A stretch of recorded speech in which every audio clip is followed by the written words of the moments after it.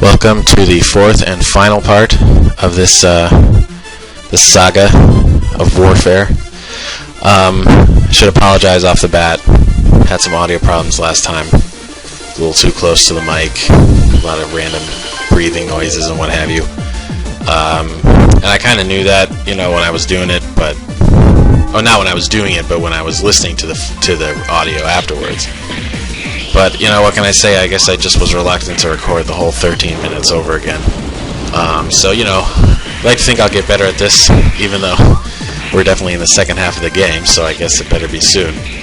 But anyway, so this is, we're back with Arius and Seth, who was, it's hard to tell whether these two are the strongest or if Galdar and Mina are the strongest. It's close.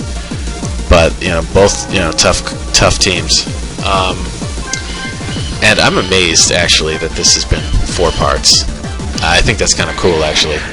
I've been imagining this whole Let's Play as a bit like an animated show. And, when I was a kid, there was nothing more epic than a multi-part episode.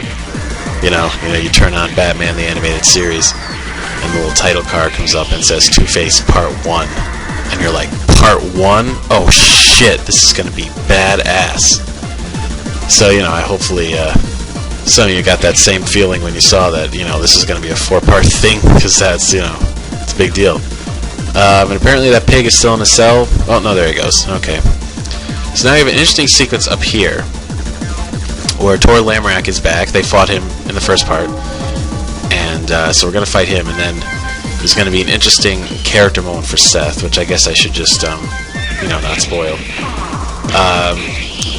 Now, if I remember right, Tor is vulnerable to the instant death attack. Not extremely vulnerable, but it is possible to do it. So I'm going to keep hitting him with the sword that Arius has that does it, and hope it kicks in. Seth's getting some nice moves too, with his 2 blades. And but just as a prelude to what's been going on here with Seth, he's still very bitter, understandably, about what happened in Guardia and how Galdar and Turnus wound up trusting the council rather than him. And now this guy is trying to get him to step on a trapped tile, and Arius realizes it, but Seth thinks that he's just intervening because he's a wimp, and so he hits him. And then Arius actually pushes a box to trigger the trapped tile. And then Seth realizes what just happened, and it's a moment where he understands, kind of what that hurt you, dick. So now he's saying that you shouldn't hold it against somebody forever when if they are mistaken, if they make an honest mistake. And for whatever else you might say, Galdar and Turnus' unintentional betrayal of him was an honest mistake. And so it's, and Arius is trying to make that point because he knows that Galdar and Turnus are still, really upset about it. And now we have a battle of the summons here. Or no, we did. Where we've been fighting these summoners and their creatures, but of course, Seth is a summoner, so we can meet that challenge head on. That's the end of our raid, and they're all gathered on the roof, taking in the satisfaction of a job well done. And then Nova just pretty much bragging, like, yeah, well, we're all just so awesome that, they didn't have a chance. But, so they've had a realization about what they're capable of. It's a nice little confidence booster. But then these 2 guys come. We have found you at last. And but it isn't long, and Arius hasn't seen him yet because he and Seth were fighting Tor, and so he's pretty pissed off at them too. And but Locke gets out quite a line here. Yeah, it's your idea. It was your idea, or Lysander's idea. But not long after that, they have a realization that they are extremely outnumbered, and they are not devoted enough to the Gallian philosophy to stick it out and fight. One that pays better. I'll be back. So they're gone.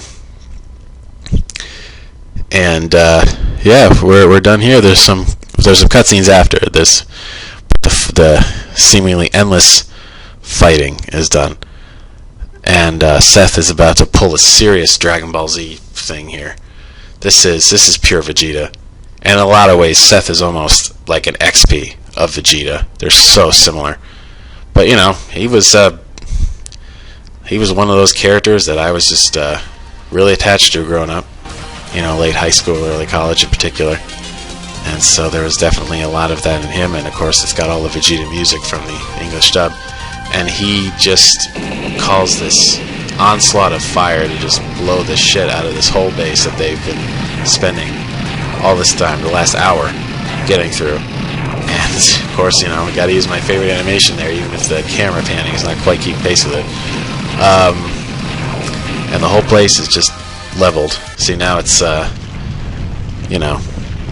all that's left is the ruins of the tower. They didn't really see the tower. It's not quite consistent, but what are you gonna do? So now we have this. By contrast, we have a very tranquil scene here, very uplifting bit, where now they are fire forged friends, to use some terminology from TV tropes. So that it's different now. They're not going to be fighting each other at this point, even though their goals aren't quite the same. There's a little bit of tension, but it's not it's made a big difference. And for Seth, most of all, because once we're done with this initial chat, he's going to launch into a bit of a ritual that the dragon people had, where even though his race was known for avoiding conflict, they couldn't all the time. Every so often they did, and there was a tradition where they exchanged gifts for their their fellow combatants. And so he is going to give them each a gift. He starts with Arius, saying that he's been impressed by his fighting, and he's going to give him the sheath that Villia used his wife to be. And this is an awesome accessory. Like, Arius is going to keep this for the entire game as his accessory. You'll see it later. It's such a boost. For Galdar and Turnus, it's a little more abstract, but still very appreciated. He realizes that he was wrong. That moment with Arius, even though he didn't act like it at the time, that moment with Arius did get to his head, and he had a bit of a epiphany. And he understands that they're not to blame. They may have been wrong, but they, it's not fair to treat them, and the way he has been. And so he wants to forgive them and just kind of put that incident behind them. And both of them are just like overwhelmed. Even Turnus, like he's speechless, which is pretty rare. Now for Nova, he's going to share a bit of intelligence that he learned, in his mission against the council back in Guardia. And he's going to reveal the culprit. Now this, the name is not going to surprise anybody. But he questioned that guy Wallace, the chairman, about things that had happened in the past. And the one that did it was Ariel. She was the one assigned to kill Nova's parents because they were speaking out against the council's policies. And Seth has also realized that while he had the advantage of surprise that he had in his attack on the council, was the only reason that she didn't kick his ass. Because Ariel is not to be messed with, as anybody who's played either of these games knows. And so we're going to say some goodbyes here. And, they've each made friends. Even, Nova and Zala actually have a nice moment coming up after this. In terms of Aqua, just like having fun. But Nova's obviously, extremely moved because of what she's just heard. I mean, it's been a revelation. But Zala's, rather than make fun of her or freak out about something, she's being genuinely kind to her right now. And, that makes a difference. So we're about to say goodbye to Seth and company for now. We'll be seeing them again.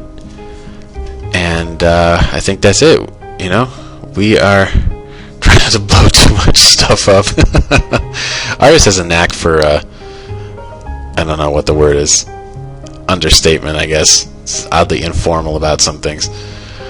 But this sequence is over, and we're on the border of the Elven Kingdom, which we will explore next time. Oh yeah, I gotta put that thing on though. Check this out. Yeah, look at that boost. Man, that's good. Alright, but we will explore next time.